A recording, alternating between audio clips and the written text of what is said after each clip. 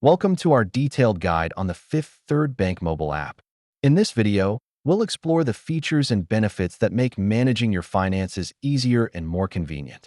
Let's start by downloading the Fifth Third Bank mobile app. Look for it in the App Store or Google Play Store and tap Download. Once the app is installed, either log in with your existing account or create a new one by following the prompts. For your security, set up biometric sign-in and two-factor authentication in the Settings menu. This adds a layer of protection to your account.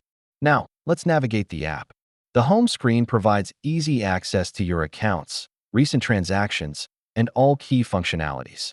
You can also link your external accounts to get a complete picture of your finances. Explore the financial settings within the app. To view your account balances and transaction history, simply tap on the account you wish to check. It's all within arm's reach. Need to make a deposit? Use the mobile check deposit feature.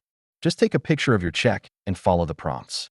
Transferring funds between your linked accounts or making payments is quick and simple. Just tap on the transfer feature. In conclusion, maximize the Fifth Third Bank mobile app by exploring its features. For support, don't hesitate to reach out to customer service.